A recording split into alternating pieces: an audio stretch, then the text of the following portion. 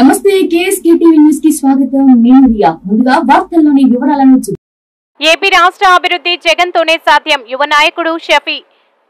Reporter KSK Sunil. అమలు కాని హామీలతో తయారైన టీడీపీ మేనిఫెస్టో చూసి మోసపోవద్దని గుత్తి వైకాపా యువ నాయకుడు పేర్కొన్నారు. బుధవారం ఆయన తన నివాసంలో మీడియా సమావేశం ఏర్పాటు చేశారు. ఈ సందర్భంగా యువ నాయకుడు మాట్లాడుతూ గత ఎన్నికల్లో ఇచ్చిన హామీలను 99% నెరవేర్చిన ఘనత ఒక ఏపీ సీఎం జగన్మోహన్ రెడ్డికే దక్కుతుందన్నారు. సంక్షేమ అభివృద్ధి జగన్ తోనే సాధ్యమని వారి సందర్భంగా తెలియజేశారు. ఈ పథకాలు ఇలాగే కొనసాగాలంటే వచ్చే ఎన్నికల్లో ఏపీ సీఎం జగన్మోహన్ రెడ్డిని ఆశీర్వదించాలని ఆయన వెల్లడించారు. అలాగే గుంతకల్ ఎమ్మెల్యే అభ్యర్థి వెంకటరామిరెడ్డిని, జిల్లా ఎంపీ అభ్యర్థి శంకర్ నారాయణను మీ అమూల్యమైన ఓటు ఫ్యాన్ గుర్తుకు వేయాలని మీడియా ముఖంగా ఓటర్లను అభ్యర్థించారు. ముఖ్యంగా గుత్తి మున్సిపాలిటీలో ఉన్న తాగునీటి సమస్యను త్వరలోనే పరిష్కరిస్తామని ఆయన ఈ సందర్భంగా తెలియజేశారు.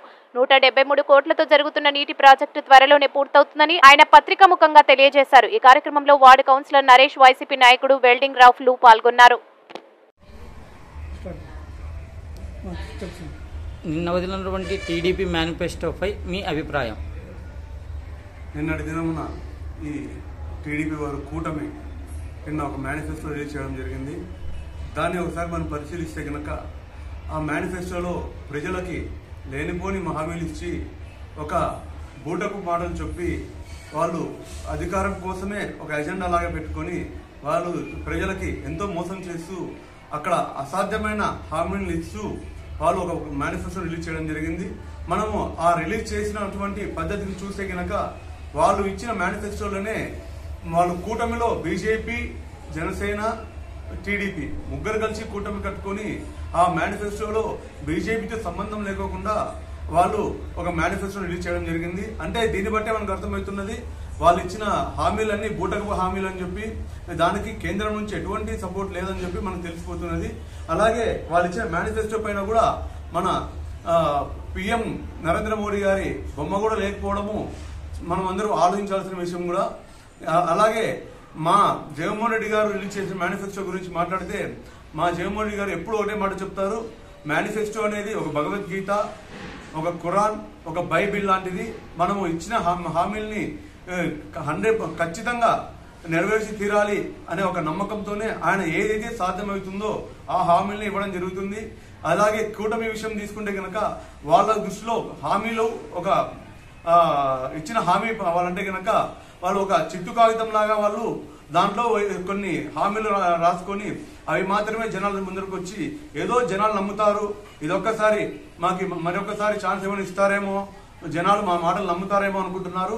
జనాలు ఆ ప్రసక్తి లేదు, నమ్మే ప్రసక్తి లేదు. వాళ్ళు కొన్ని ఎల్లో మీడియాలని వాళ్ళు పెట్టుకొని దాంట్లో అసత్య ప్రచారాలు చేస్తూ రాబోయే రోజుల్లో మీకు అది చేస్తాం ఇది చేస్తామని చెప్తున్నారు. వాళ్ళు చెప్పిన హామీలు గనక మనం చూస్తే గనక మేము ఇచ్చిన హామీలు చూస్తే గనక మీకే అర్థమవుతుంది. మేము చెప్పిన హామీలు ఏవైనా సరే అవి సాధ్యమైన హామీలు, వాళ్ళు చెప్పిన హామీలన్నీ అసాధ్యమైన హామీలు. అలాగే ఇదే మేము సంక్షేమం ఇస్తున్నప్పుడు ఇదే చంద్రబాబు నాయుడు గారు, ఇదే జనసేన అధినేత పవన్ కళ్యాణ్ గారు ఈ హామీలు ఇచ్చుకుంటూ పోతే, సంక్షేమాలు చేసుకుంటూ పోతే మన రాష్ట్రం శ్రీలంక అవుతుందని చెప్పి ఎద్దేవా చేశారు. ఇప్పుడేమో జనాలకేమో మన వీళ్ళు ఇచ్చిన హామీ, మేము ఇచ్చిన హామీ కన్నా రెట్టింపు హామీలు ఇస్తాము అని జనాల్ని మోసం చేస్తున్నారు. నేను ఒకటే అడుగుతున్నా ఈ పత్రికా సమూహంగా, మీరు ఇప్పుడు మేమిస్తే శ్రీలంక అవుతుంది అన్నప్పుడు మీరు అంతకన్నా రెట్టింపు ఇస్తున్నారు. ఇప్పుడు శ్రీలంక కాదా అని మిమ్మల్ని ప్రశ్నిస్తున్నాను. మీరు కేవలం జనాలని ఎలక్షన్ మూమెంట్ లో జనాల్ని మభ్యపెట్టి వాళ్ళ దగ్గర నుంచి ఓట్ల కోసం మాత్రమే వాళ్ళని మీరు జనాల దగ్గరికి ఈ దొంగ హామీలు తీసుకొని పోతున్నారు. చేయాల్సినవే చెప్పాలా కానీ జనాల్ని మోసం చేయకూడదని చెప్పి మీకు అందరికీ తెలియజేసుకుంటున్నాను.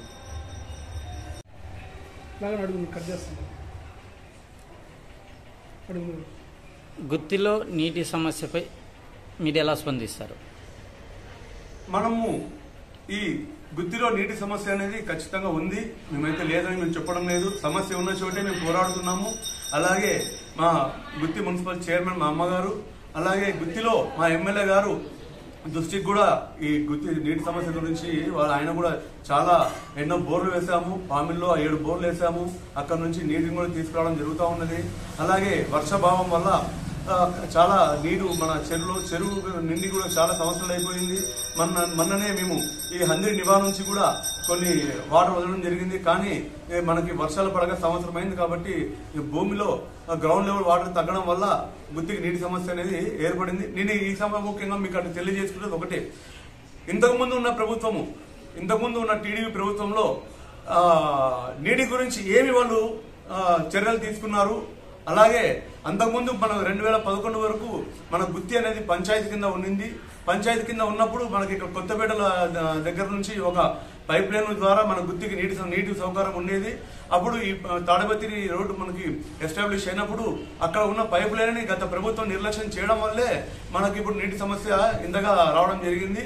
కానీ మేమందరము మా వైసీపీ కౌన్సిలర్స్ కానీ మా ఎమ్మెల్యే గారు కానీ నీటి సమస్య తీర్చడానికి కోసము ఎన్నో బోర్డులు వేస్తున్నాము. అలాగే ఇప్పుడు మన డ్యామ్ నుంచి డైరెక్ట్ గా మెగా ప్రాజెక్ట్ ద్వారా 173 కోట్లు శాంక్షన్ తీసుకుని వచ్చి ఆల్రెడీ దాదాపుగా 70% పనులు పూర్తి చేయడం జరిగింది. అది కొంచెం లేట్ అయిన మాట వాస్తవమే. కరోనా రావడం వల్ల కొన్ని పనులు కూడా నిదానం అవ్వడం జరిగింది.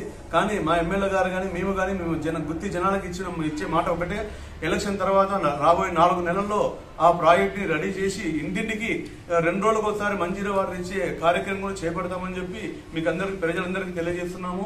ఇప్పుడు ప్రజెంట్ ఈ నీటి సమస్యను అధిగమించడానికి దాదాపుగా 30 ట్యాంకర్లతో నీటిని కూడా సరఫరా చేస్తున్నాము.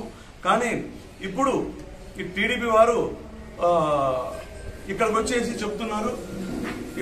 చెప్తున్నారు టీడీపీ వారు నీటి సమస్య మేము తీరుస్తామని. నేను వాళ్ళని ఒకటే అడుగుతున్నాను, నీటి సమస్య గురించి మీకు ఏమి తెలుసు?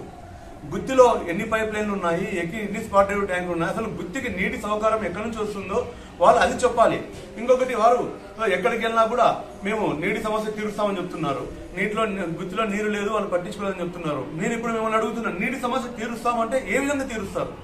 మీరు ఇప్పుడు గుత్తికి నీళ్ళు ఇచ్చే సమస్య ఎక్కడ ఉందంటే కనుక మా మున్సిపాలిటీ నుంచి కానీ మా ఎమ్మెల్యే గారు కానీ దానికి ఎన్ని లక్షలైనా సరే మేము వెచ్చించి గుత్తికి నీరు తీసుకోవడానికి రెడీగా ఉన్నాము.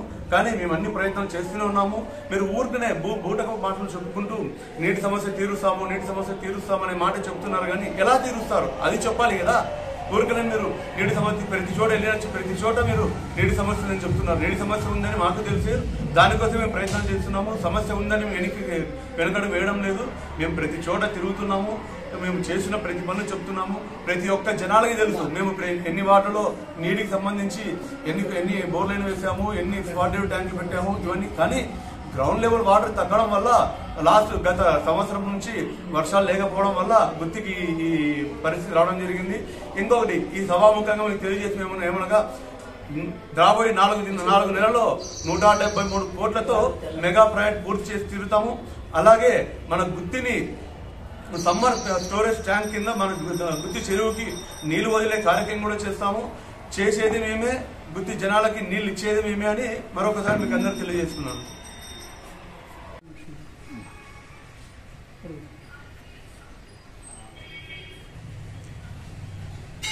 చివరిగా ఇప్పుడు జరిగే ఎన్నికల్లో ప్రజలకు మీరు ఏం చెప్పగలుగుతున్నారు? మేము ఇప్పుడే కాదు, గత 2 సంవత్సరాల నుంచి కూడా మేము గడప గడప అంటూ ప్రతి ఒక్క గడపకి తిరిగాము. మేము ఏదో ఎలక్షన్ మూమెంట్లో జనాల దగ్గరికి కాదు, మేము అంతకుముందే మా ఎమ్మెల్యే గారు కానీ, మా జగన్మోహన్ రెడ్డి గారు కానీ, మా పార్టీ కార్యకర్తలు కానీ, నాయకులు కానీ ఎప్పుడు ప్రజల్లోనే ఉన్నాము, ప్రజల్లోనే తిరుగుతున్నాము. ఇప్పుడు రాబోయే ఎలక్షన్స్ లో మేము 2019 నుంచి 2024 వరకు ఇచ్చినటువంటి హామీలు దాదాపుగా 99% మేము పూర్తి చేశామనే ధీమాతోనే మేము ప్రజల ముందుకు వెళ్తున్నాము. ప్రజలు కూడా వెళ్ళిన ప్రతి గడపలో మాకు జనాలు సంతోషంగా రిసీవ్ చేసుకుంటూ రాబోయే దినాల్లో కూడా మేము జగన్మోహన్ రెడ్డి గారిని, అలాగే ఎమ్మెల్యే గారిని, అలాగే ఎంపీగా శంకరనారాయణ గారిని గెలిపించుకుంటామని, మా ఇంటికి ప్రతి పథకం వచ్చిందని, జగన్మోహన్ రెడ్డి వాళ్ళు లబ్ధి పొందామని వాళ్ళు చాలా సంతోషంగా చెప్తున్నారు. అలాగే ఇప్పుడు 24లో మేము ఇచ్చిన హామీలను కూడా దాదాపుగా 99 నుంచి 100% మేము నెరవేరుస్తామని నమ్మకంతో కూడా ప్రజలు ఉన్నారు. కాబట్టి మేము ఎక్కడికి వెళ్ళినా కూడా జనాలు బ్రహ్మరథం పడుతున్నారు.